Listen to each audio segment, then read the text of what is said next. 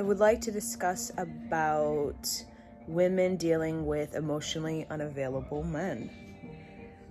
There are many women who are caretaking for a man's emotional well-being and finding themselves quite stuck, meaning they are in this back and forth with this partner.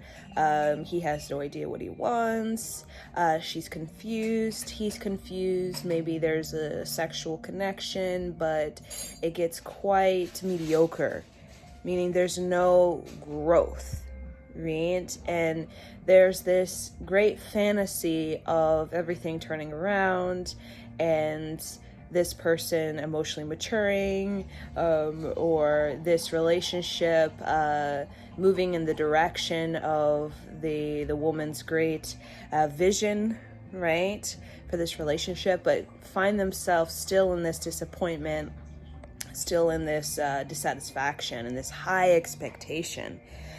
Relationships are meant to be very playful, and playful is a sign of reciprocity, right? And everybody has their choice, right? And this planet is a free will, and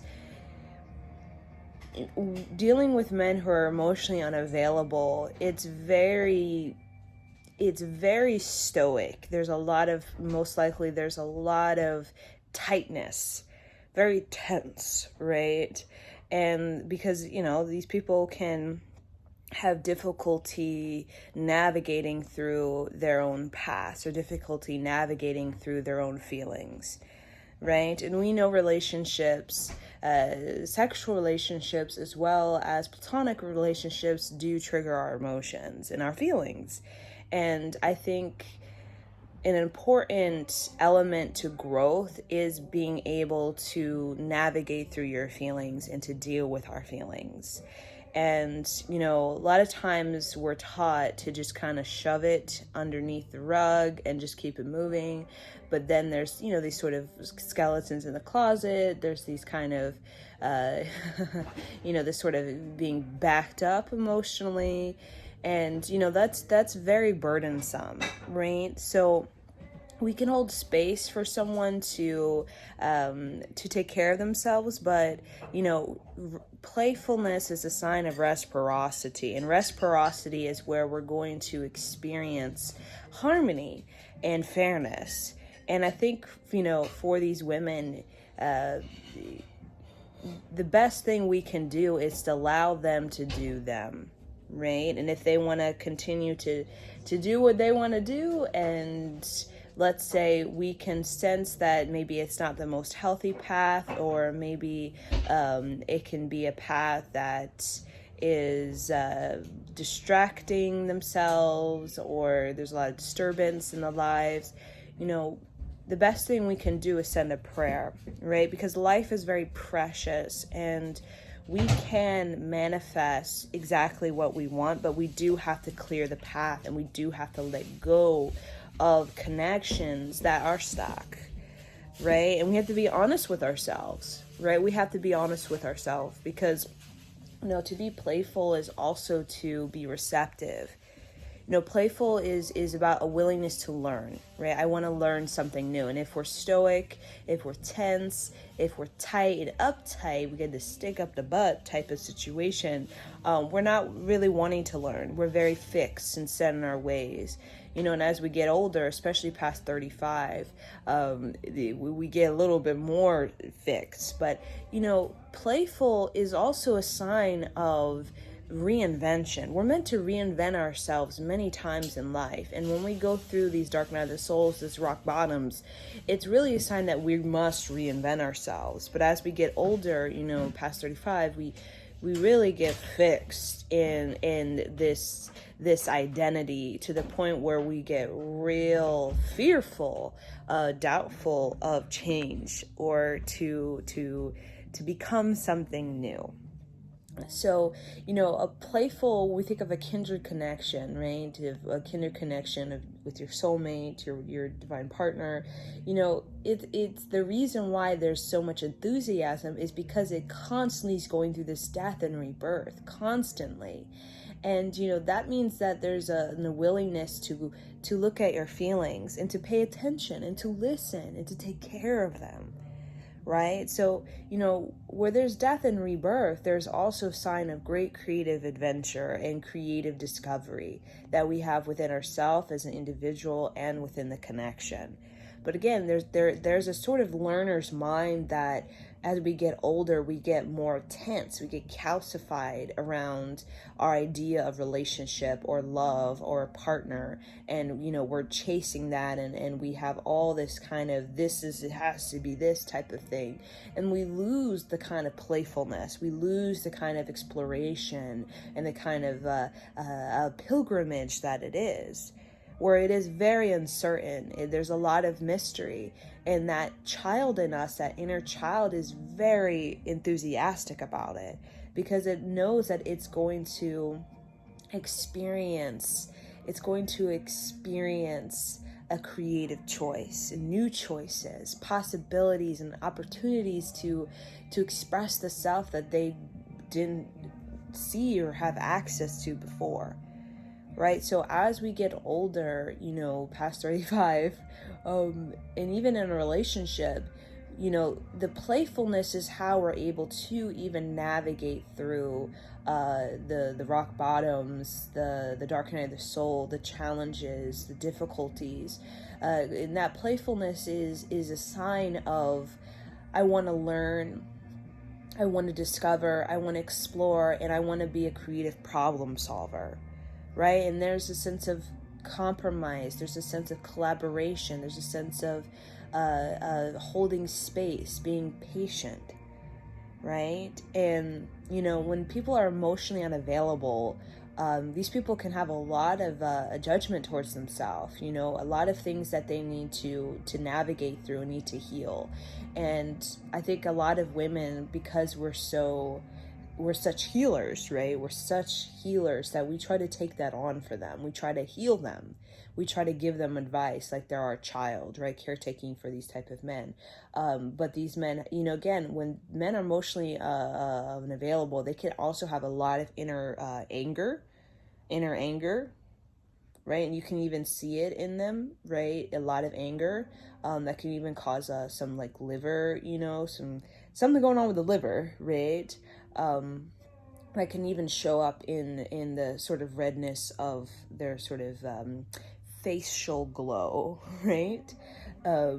Yes, and that inner anger is a lot to do with these men not expressing themselves. When, regardless if we're man or woman, but particularly men, when they're not expressing their love, their unconditional love, I mean, that can be so it makes them so I don't know what to say, so overly masculine, even too tight, intense, right? Because a part of a man's journey is about expressing love and reconciling with love, right? Love for the mother, for the self, for the nature.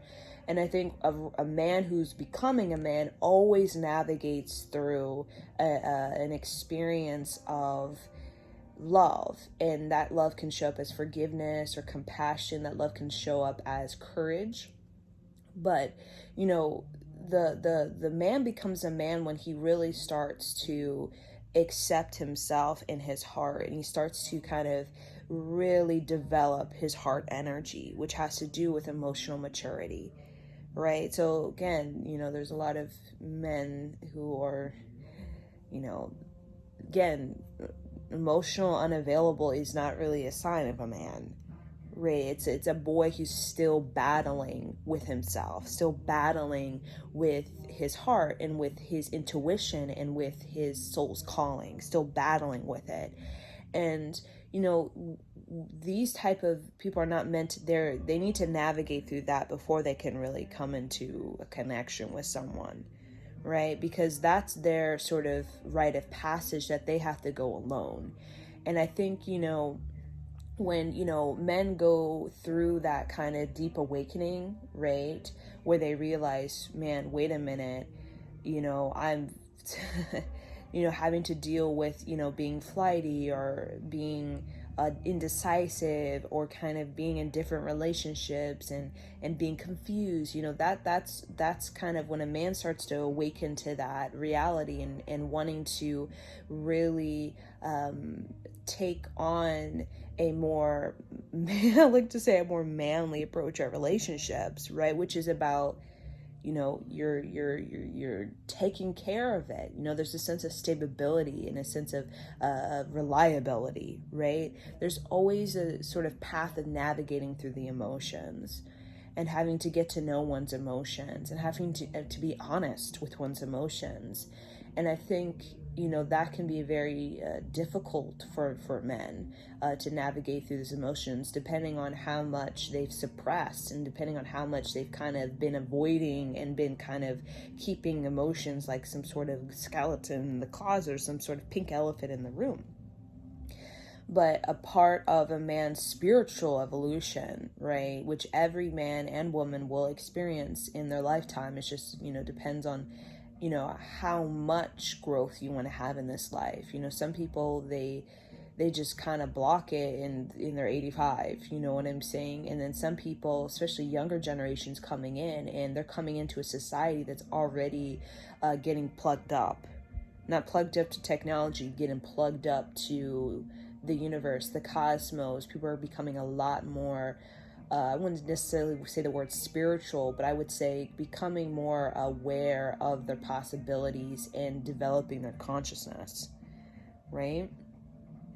So I think how a man can go through the emotional unavailable stuff is he must go through, I call the hermit, which is about a man always goes through a deep quest, a man cave, being by himself, taking walks around his neighborhood, really just sitting with his thoughts. It's very important for a man to sit with his thoughts.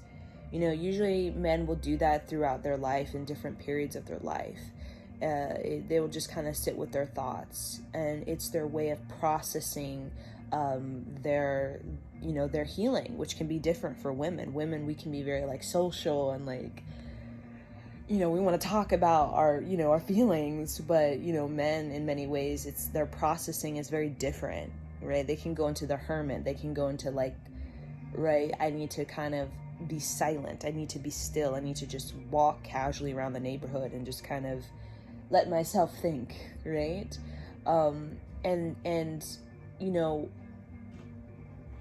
the man, when a boy/man is becoming a man, right, who's emotionally available, he has to decide that he is ready to embrace his heart, embrace his authenticity, and really embrace his voice, right? His voice. Because a lot of, men are emotionally unavailable. They don't really embrace their voice. They probably were belittled, or probably feel ridiculed, or very sensitive, right? Which is not a bad thing. But, when a man starts to, open his voice, and that's when he starts to stand up for himself. We as women, we're programmed to stand up for ourselves because we have kids, and we're very protective.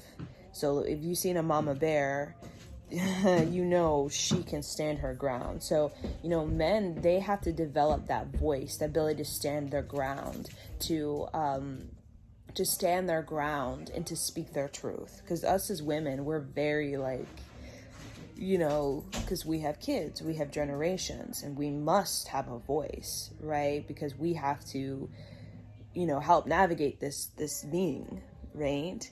But when a man develops his voice, he's also developing his confidence. And he's also developing his vision of relationship. And a man who doesn't have a vision of relationship, needs to navigate through that.